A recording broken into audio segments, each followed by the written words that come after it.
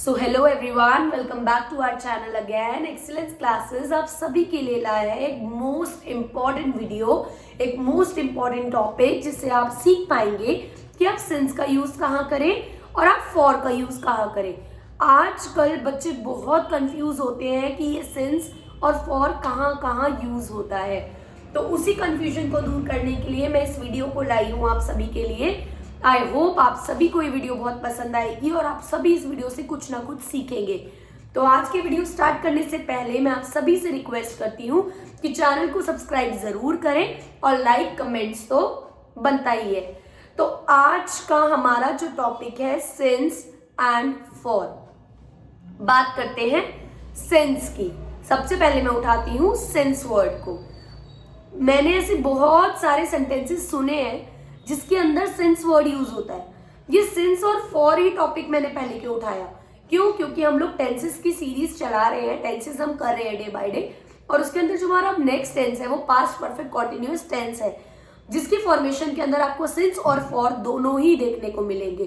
तो वो आपको तब कंफ्यूजन ना हो आपके माइंड में कि ये सिंस और फॉर कहाँ से आया, कहाँ लगता है ये, इसलिए इस वीडियो को मैंने आप सभी के लिए बनाया है।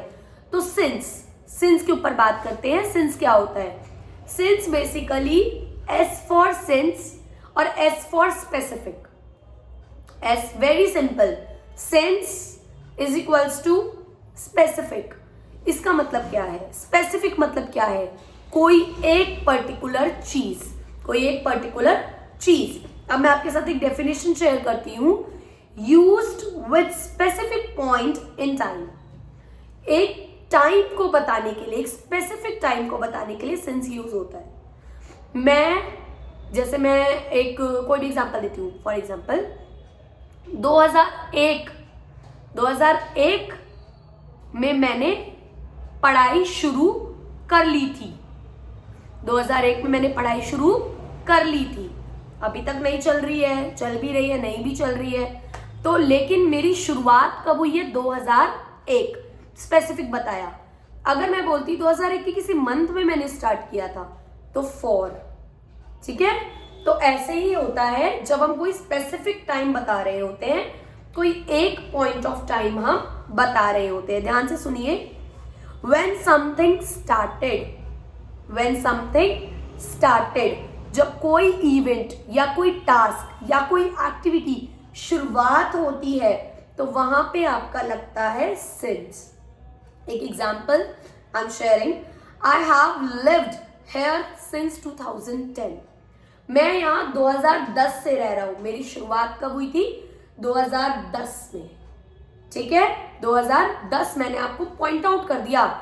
मैंने पॉइंट आउट कर दिया कि मैं 2010 में रहने आया था। ठीक है, तो ये सिंस का हो गया। अब सिंस जो है हम कहाँ कहाँ यूज करते हैं वो भी हम डिस्क्राइब कर देती हूँ। A specific year 2010, 2005, whatever. Next, a specific month January, February, March, whatever, go on.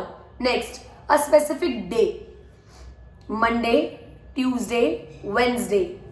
A specific time of the day, एक दिन का कोई स्पेसिफिक पॉइंट ऑफ टाइम। 7 बजे काम कर रहा था। ये नहीं बोला मैंने इवनिंग में काम कर रहा था। इवनिंग में तो कुछ भी हो सकता है, तो वहां तो मैं सिंस नहीं लगाऊंगी, मैं श्योर ही नहीं हूं टाइम के लिए। लेकिन अगर मैंने आपको कह दिया कि इवनिंग में 7 बजे वो पढ़ रहा था, 7 बजे, 5 बजे, 2 बजे, तो समझ जाइए कि मैंने आपको पॉइंट आउट कर दिया और ये हमारा सिंस वाला एग्जाम्पल है। Next, specific date.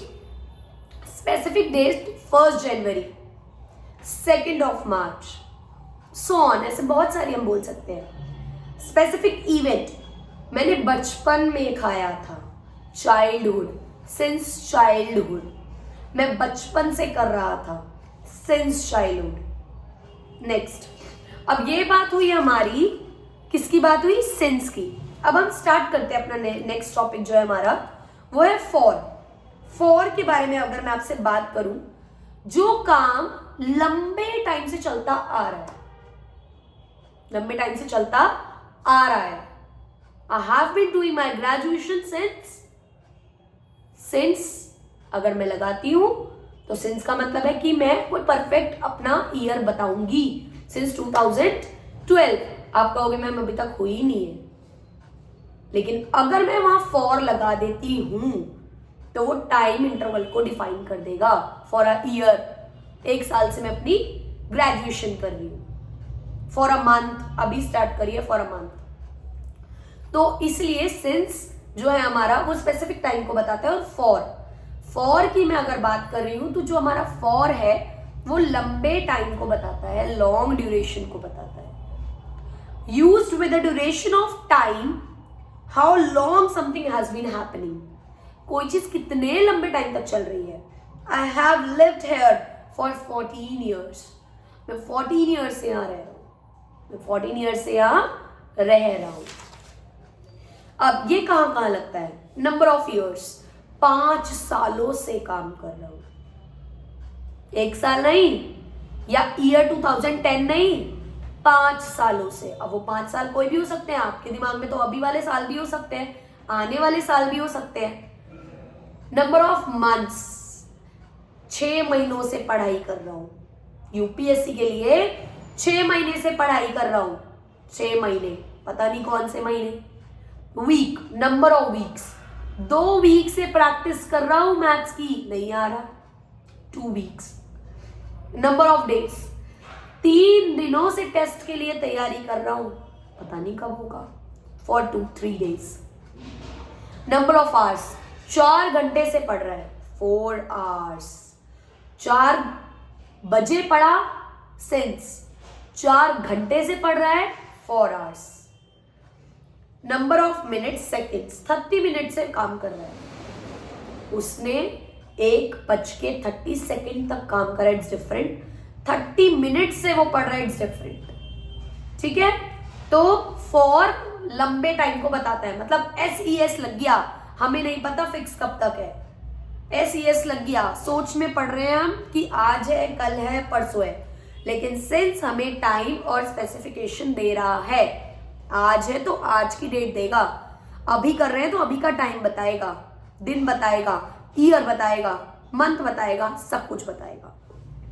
तो ये हमारा सिंस और फॉर है। आप सभी के लिए मैंने क्विक रिवीजन की एक्सरसाइज इस वीडियो के साथ ही बनाई है, जिसमें आप फिल इन द ब्लैंक्स के फॉर्म में भरेंगे। तो वो आपको स्क्रीन पे दिख जाएगी अभी, आप उसे फिल करिएगा और आप मेरे साथ आंसर्स शेयर करिएगा। आंसर्स मैं आपको अभी नहीं बता रही हूँ, क्योंकि अगर मैंने आपको आंसर्स बता दिए तो आप बिल्कुल भी एफर्ट नहीं करेंगे इस टॉपिक को समझने का। तो इस टॉपिक को समझिए। नेक्स्ट वीडियो में सबसे पहले मैं आंसर डिस्कस करूंगी और उसके बाद मैं अपना टॉपिक स्टार्ट करूंगी, जो कि है past perfect continuous tense. I hope आप सभी को ये वीडियो बहुत पसंद आई होगी और आपको टॉपिक अच्छे से क्लियर हो गया होगा और सिंस और फॉर में आप कभी भी गलती नहीं करेंगे। Thank you everyone, have a nice day, have a bright day, have a lovely day, fantastic day. और कल आइएगा अच्छे से रेडी होकर और एक नए टॉपिक की शुरुआत हम करेंगे। Thank you everyone, bye.